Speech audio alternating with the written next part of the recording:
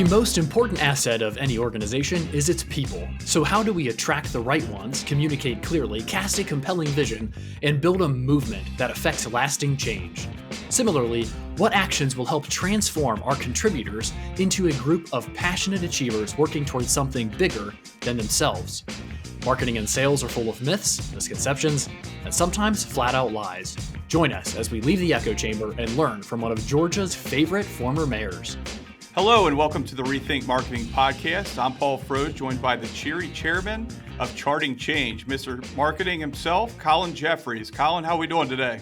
Oh, Paul, I feel like I need to jump in with a joke or something if I'm the cheery chairman. That's a strong alliteration. Absolutely. We're looking forward to our guest conversation here if you want to introduce him. Absolutely. Let's bring him into the conversation. We are joined today by Deke Copenhaver, best-selling author of The Changemaker, host of the Leadership is a Team Sport podcast and the Changemaker podcast, and mayor of Augusta, Georgia for 9 years.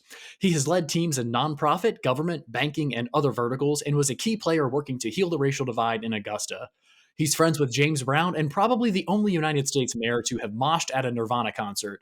He believes that to be successful, you must be transparent and consistent.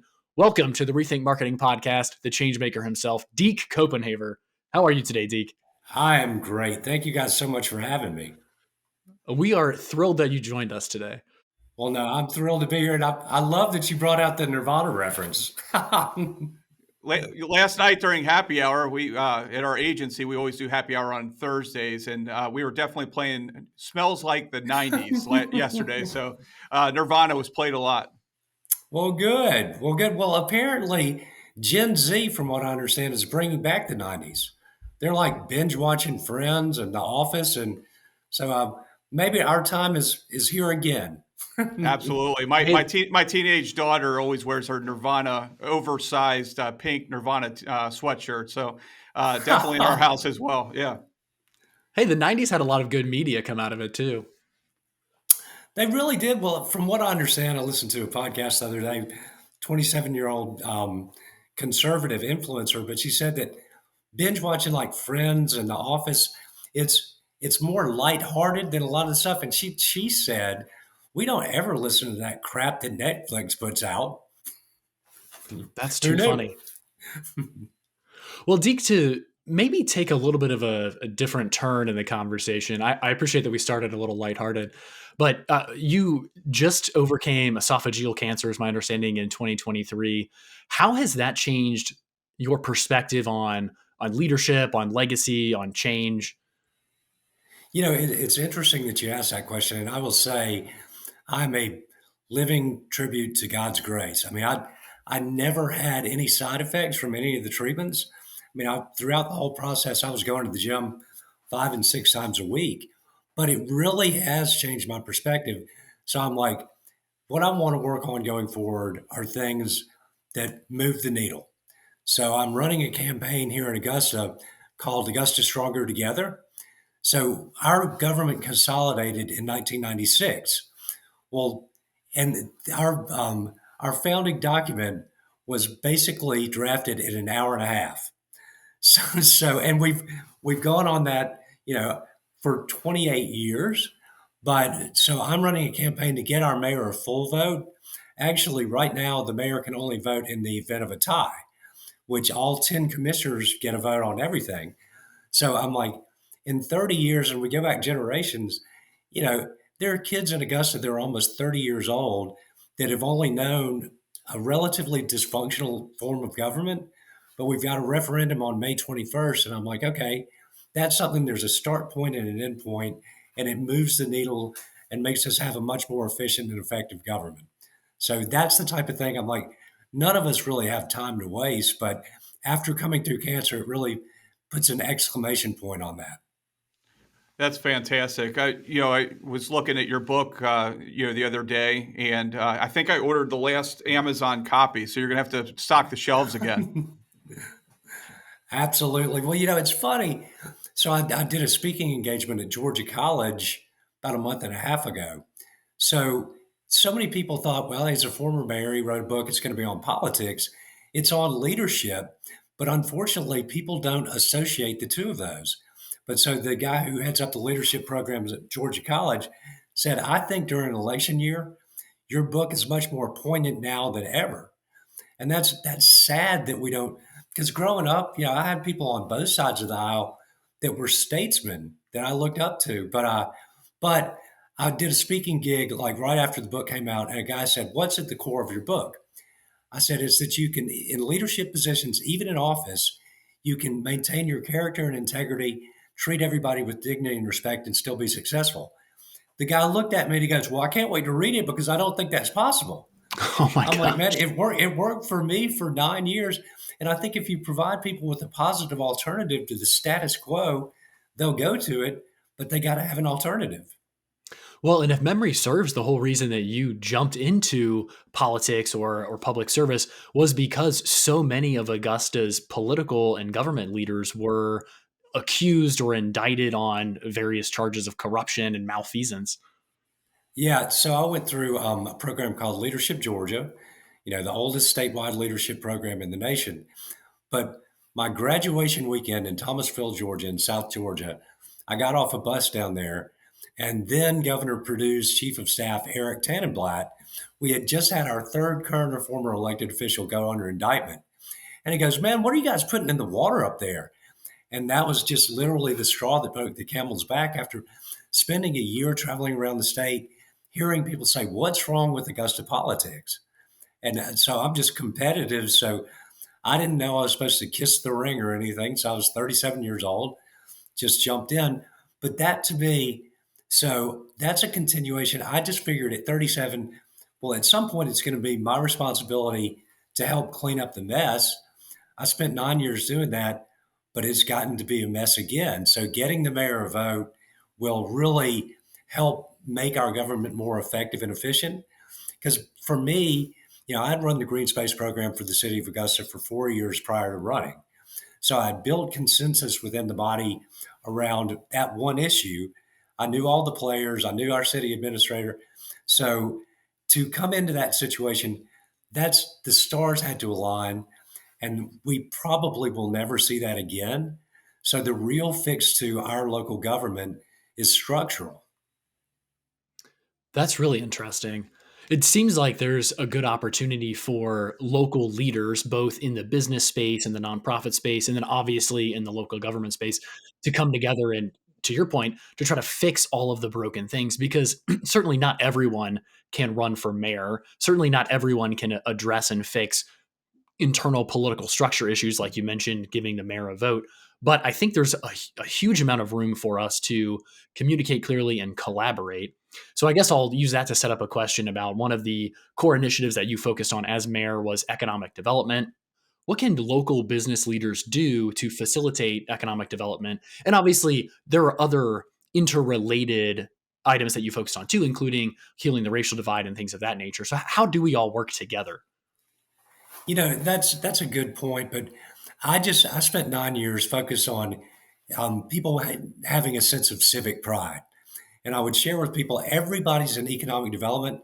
I currently serve on the board of the Augusta Economic Development Authority, but I said when these projects come to town, they don't say who they are, so they could be sitting in the restaurant next to you. So we need to all focus, and we do hospitality great in Augusta. Obviously, we've got a little golf tournament. But I just constantly reminded people you're a part of our economic development efforts. The person that's shopping at your store could be representing a Fortune 500 company, and you don't even know it. So, and just to make people feel part of the process one thing I would always do is after we bring in a big business, I'd use them as an advocate for other businesses that were looking to come in and say, tell your story as to why you chose to locate here in Augusta. How have you seen auxiliary factors? Because I think so often we think about economic development as tax incentives and things of that nature, but really it's the culture, it's the hospitality, it's the art scene, it's the athletics. There are so many other factors that go into that because if I think Starbucks, if memory serves, was looking at moving a manufacturing plant to Augusta, and you showcased the art scene and the nightlife and things of that nature of, hey, this is a great place, not just to open a manufacturing facility because of tax incentives. This is a great place for people to migrate in to live and also work. Yeah, and I'll tell you, there's an interesting subscript to that story. So Starbucks, one of the consultants, a guy named Matt Quatnitz, I got to be good friends with.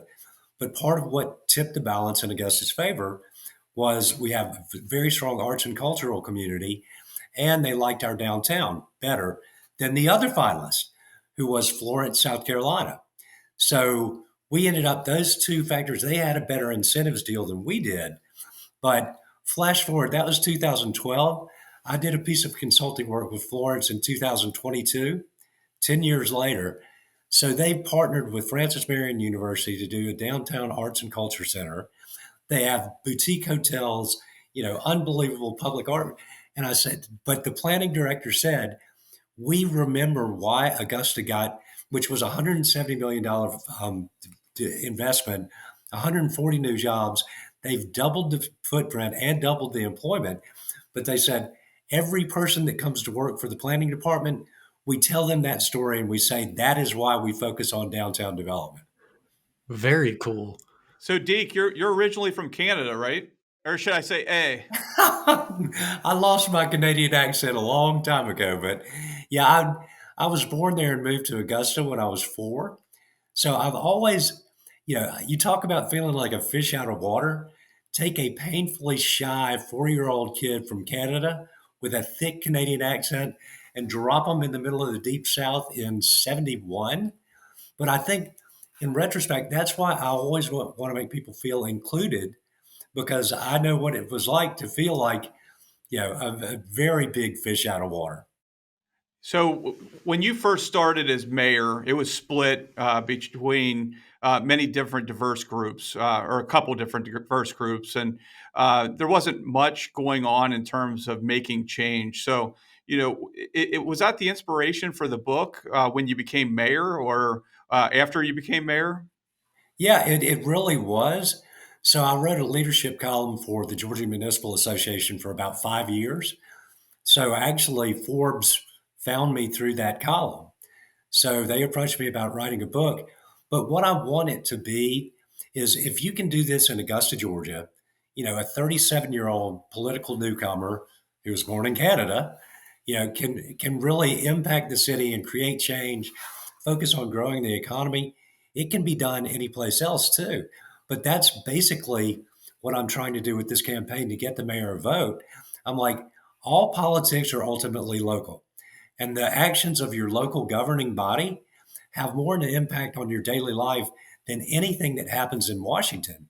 And so that's what I've told people with this campaign. I'm like, look, we're not going to fix Washington, but we can start to fix Augusta on May 21st.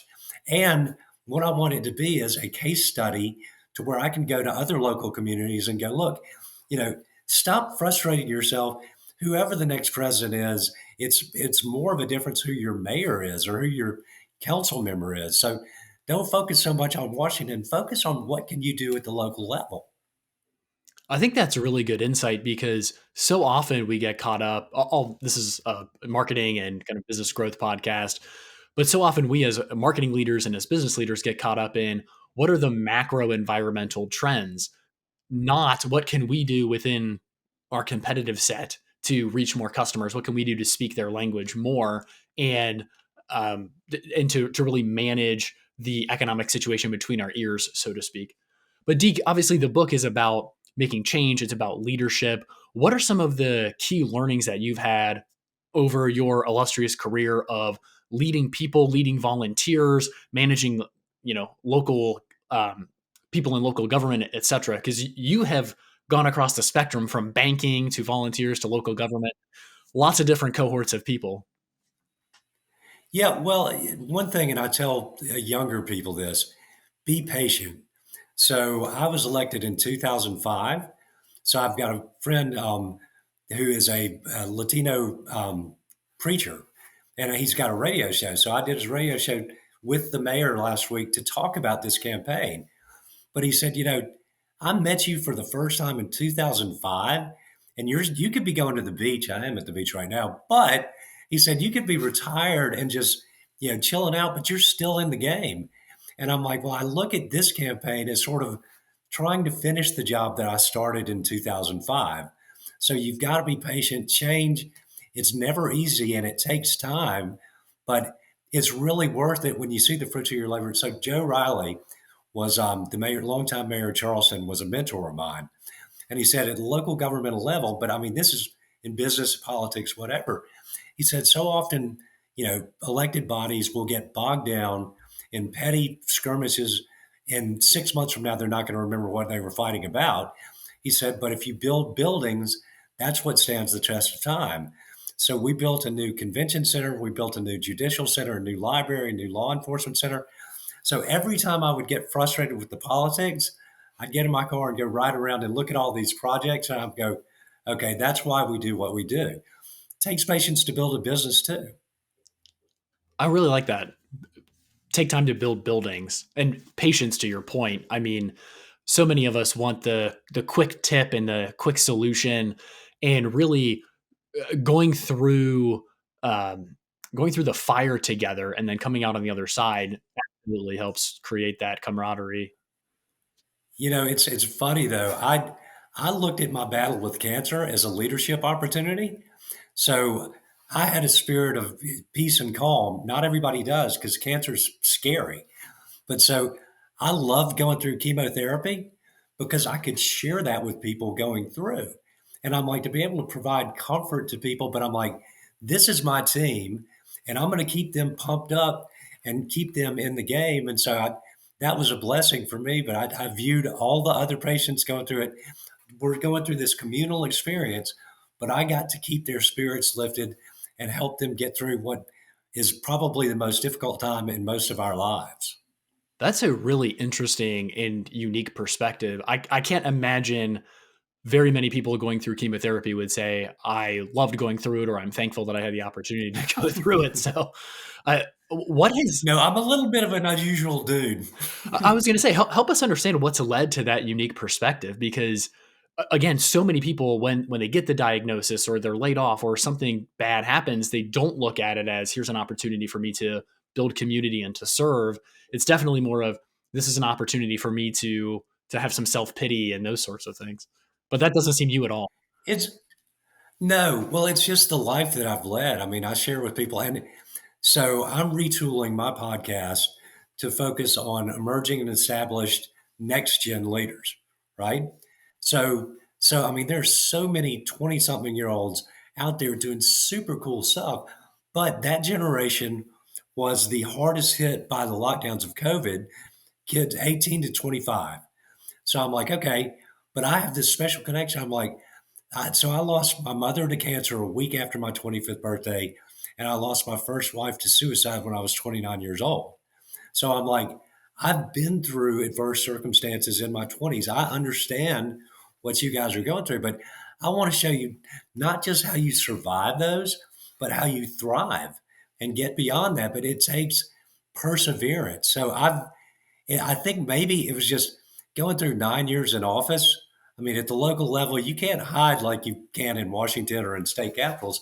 So I think I'm like, I feel like God took every one of my 56 years to prepare me for what I'm doing now and what comes next. Deke, can you share an example, either from somebody that had read the Changemaker book or from you mentoring one of the 18 to 25-year-olds? Can you share a story of one of those and the transformational change? I've got a great one for you, fresh off of Good Friday. So I'm at home last Friday, and so two young people come walking up the driveway, a white female and a black young man. And so I talk to him for a little bit, and then I go in the house and I come back out, and the young man is laughing. And I go, what's so funny? He goes, I just told my boss that I met his hero. I'm like, what? He goes, yeah, my boss uses your book to train new employees, and your book helped prepare me to be in a management position. And I'm like, but it's so funny. It's just little moments like that. I'm like, I had no clue that AT&T, somebody was using my book to train employees. That's fantastic. That is really cool. So the book is built around integrity, and I would argue a lot of it is it's soft skills, right? You're not saying here's a structured framework from which to do leadership. Talk a little bit about how we affect change in other people, because we can't force them to change, and we don't want to be manipulative. So what are some kind of high level takeaways as far as like leading other people and getting them passionate about? I tell people that as good leaders, the only power we should concern ourselves with is the power to inspire, because you can't, if you're a leader, people want to follow you, and that's the inspiration. You can still just leading through fear and manipulation is not leading at all. That's just bullying. But so I'm a part of a mastermind group out of Europe, and I was telling a friend of mine, Chris Cooper, that started it the other day. I said, "Look, I figured out that I'm not a motivational speaker. I'm an inspirational speaker." He said, "You know why that is?" I said, "Why is that?" He said, "Because motivation lights a fire under you, inspiration lights a fire inside of you. And that if you can light that fire inside of people, employees, citizens, whatever, that's sustainable. And they can share that fire with other people. So that's really focus on being inspirational and aspirational. Don't get down in the mud. That's no good for anybody. And unfortunately, I had a call with the former CEO of Starbucks, who has lived his life. He's 84 years old, Howard Bahar, I believe his name was. But he talks about living his life as a servant leader. He said it's not always easy, but it is the most fulfilling thing you can do. And I asked him, I said, but what, what about in a world where some of the characteristics of a servant leader, kindness, compassion, empathy, those are portrayed by some as weakness? And I'm like, no, no, no, no. That's vulnerability, even. It takes a lot more to open yourself up to the world than it does to try to close yourself down or shut it out. But so just having the courage to say, I don't have all the answers. I'm willing to listen to you, to listen to your point of view, because I can't think we can all learn from each other. I love that. I think there's so much to unpack there. I'll sort of start with, when did you make the shift from the perspective of motivating people to inspiring people? What was there a triggering activity or maybe a series of activities that led to that mentality? I don't know that there really was, but it's funny. I'm like, people are hungry for change. So I'm a founding partner with a group called Starts With Us. It's a national nonprofit to get us away from hyperpolarization. We did a poll a couple of years back that showed that 87% of Americans are sick of this toxic political situation that we see play out. So, but oftentimes I think people think that, and I experienced it in office, that the vocal minority is prevailing public opinion, but it's not. So I've said, I know people are hungry for change, because whether it was speaking to 100 students at Georgia College, I spoke to engineering firm's leadership retreat recently. I spoke to the National Governors Association event in New Hampshire last fall. I'm like, I get the same reaction no matter the audience. People are hungry for change, but they're hungry for hope. They are just starving for hope. And so I think as good leaders, that's what you do, man. You provide hope, and you provide what not what a dystopian, terrible future looks like, but this is the future that we can co-create together. So what I'd like to do is turn the conversation a little bit to a little bit more about your book, and how, for the topic of rethink marketing, and how in the marketing industry we could look at the opportunities as leaders in the organization, leaders of character at home in their personal lives, and being able to influence those that are in our organizations as CMOs or VPs of marketing. If you could talk a little bit about that. I know you mentioned, Deke, that leadership is everywhere, and it can be everywhere. And can we make that a slant in the marketing space? Absolutely. And to me, you can still make money off the churn and burn mentality, but as particularly the younger generation, decides where to go to work, and every generation is labeled as lazy, as this, as that. I'm like, I'm Gen X. We were called that as well. But you need to create, to become an employer of choice. And so you need to create that culture and that environment where people are excited to come to work. And that's what, as CEOs, that's what I feel like you should be doing, because leaders set the tone. For 9 years in office, people is like, there was just such an excitement in the air. And I purposely created that culture within the city. But it's the same thing as a business owner, but it is marketing. And I tell people, as the head of any organization, I always compared it to flight attendants. So I'm like, if we hit turbulence on a plane and I look at the flight attendant and they're not nervous, I'm fine. If they look nervous. So when we came through the Great Recession, I'm like, I needed to maintain my composure because if I started freaking out, the citizens would. So it's leading by example, I think is key. And I'm like, how would you ask an employee to do something you wouldn't be willing to do yourself? You've got to be authentic, but just creating that culture and that vibe that people want to be a part of, whether it's customers or employees, that's what I always focus on. How do you go about if you are building a culture from scratch, right? New mayor comes in and you are building a culture from scratch. That's a lot different than getting term limited out and you're kind of a lame duck, right?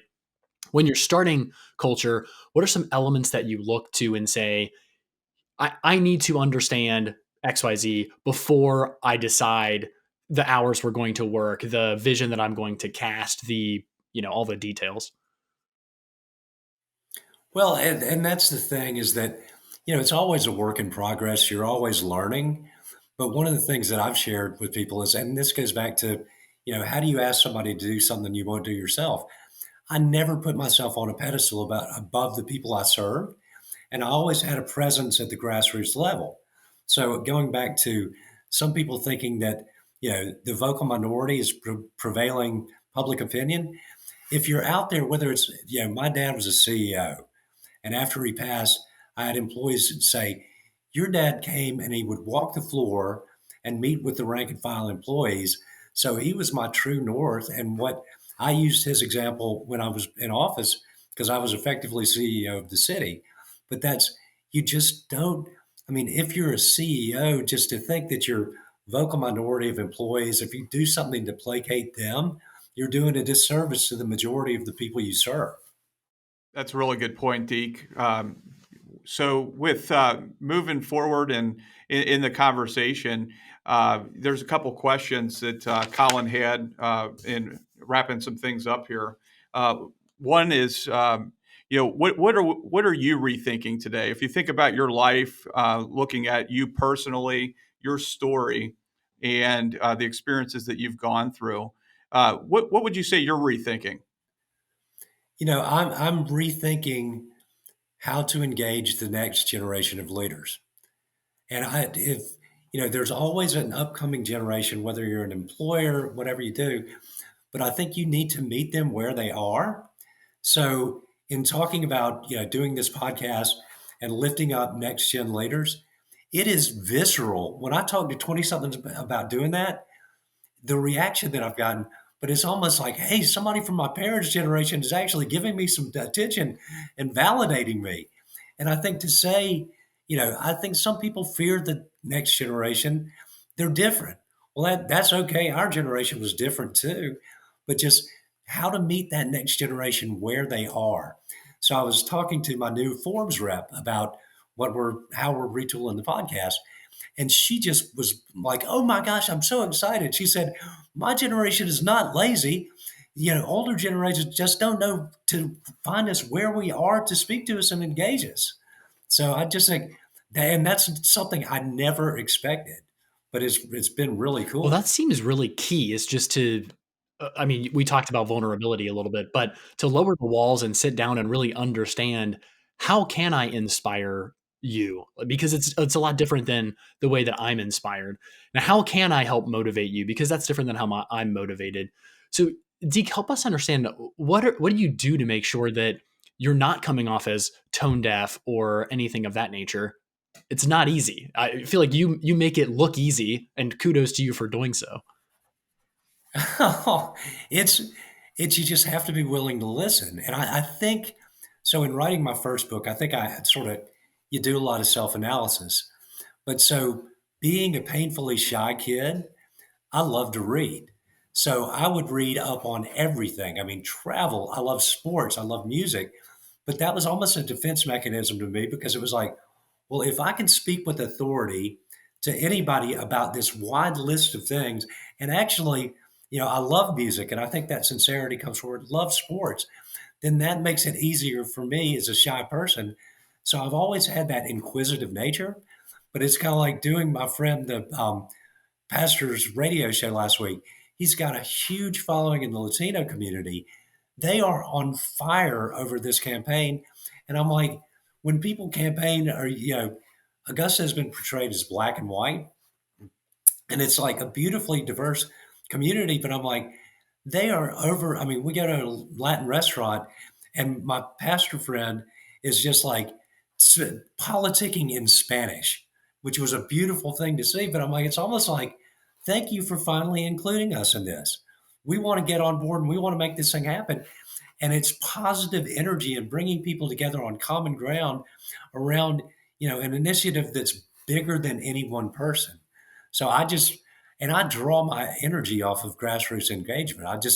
I love it and it shows, I How do think. you see businesses really leveraging grassroots? I think we call it word of mouth, but there's there's absolutely a level of scale that has to come from grassroots. It can't really be done through influencers or mass marketing campaigns. What do you No. recommend that business leaders do? Well, and it's interesting doing you got your podcast. So listening to so I mentor a young man named Manu Meal, 25 years old. He's the CEO of Bridge USA, national nonprofit that's bringing. They're on 60 college campuses, but bringing together young people of different political ideologies to talk about how do we solve the problems of the future. So it was listening to his interview with this young lady, Abigail, the conservative influencer. But so you have to be aware of the trends. So that generation, they don't get their news from broadcast journal. I mean, CNN, Fox, none of that. They get their news from podcasts.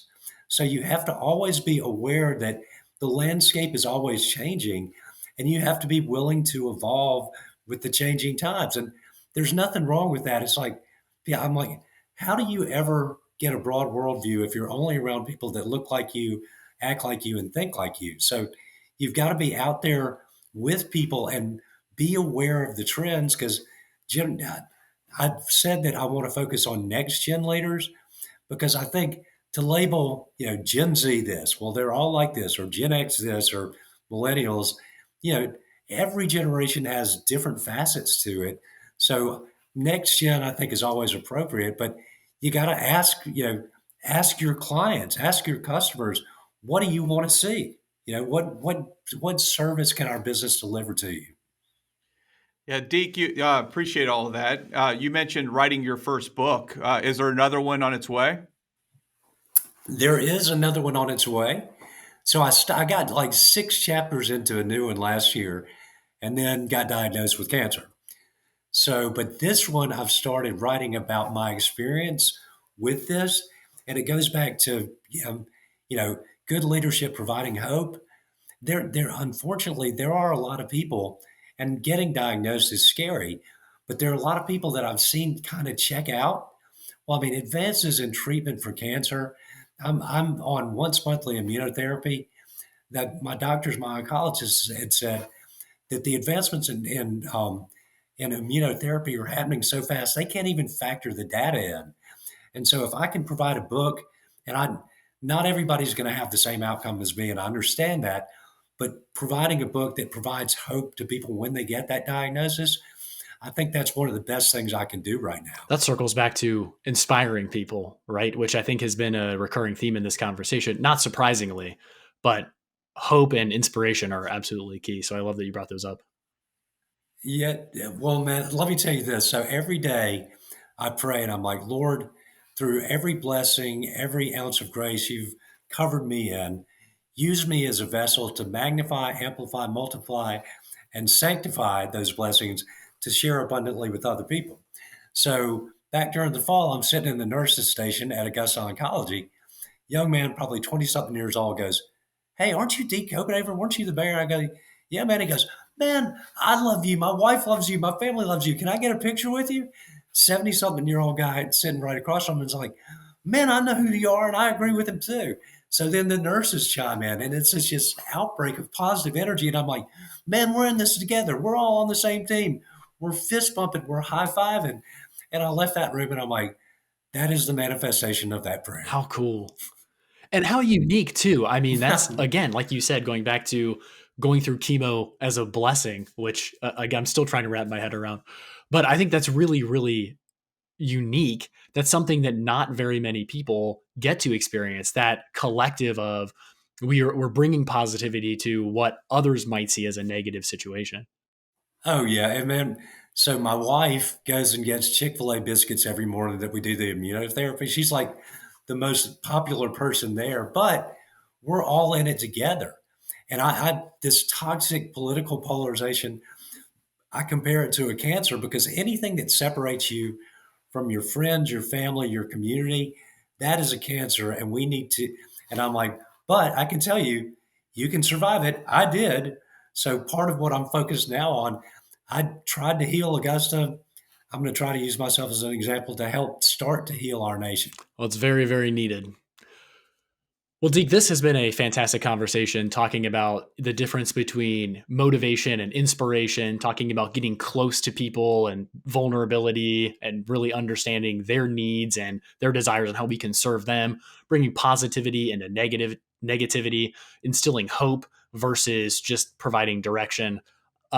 This has been a really fun conversation. Anything that we didn't touch on that you'd like to cover?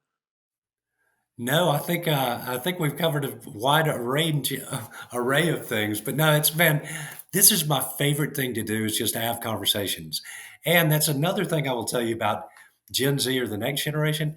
People say they're always on their phones. They don't. So when went to Georgia College, I had dinner with a group of students. Great conversation. Nobody was looking on their phone. So just don't, don't. We all have biases, but just try to get beyond your biases Well as said. well. Deke, how can folks follow up with you, keep in touch about the second book about hope, learn about the first book, The Changemaker? You can check out my website at Deke-Copenhaver, DEKE-COPENHAVER.com. I will tell you, if you're looking for a speaker or a leadership coach or anybody to consult with local government, you can email me at me@DekeCopenhaver.com, or you can call me at 706-825-6314 because, I've been blessed throughout my life and I'm just trying to share those blessings with others. Yeah, Deke, thank you so much. Especially, I feel blessed for me and Colin to be able to spend time with you, and especially during this time of the year of the Masters tournament going on, that you schedule some time to fit in for us. Absolutely. Well, guys, it has been an absolute pleasure and thank you for having me. Thank you so much, Deke. Well, everyone, thank you for joining us today on the Rethink Marketing Podcast. Until next time, keep rethinking those common assumptions and the importance of inspiring instead of motivating. Thank you so much for listening to today's episode. If people want to connect with us, where should they go, Paul? RethinkMarketingPodcast.com, Colin. What can listeners do to help us in return for the sage marketing wisdom and our pithy humor? They can help us by leaving a review on their favorite platform or sharing this episode with a fellow marketer to help them cut through the clutter. Well, until next time, keep rethinking those common assumptions.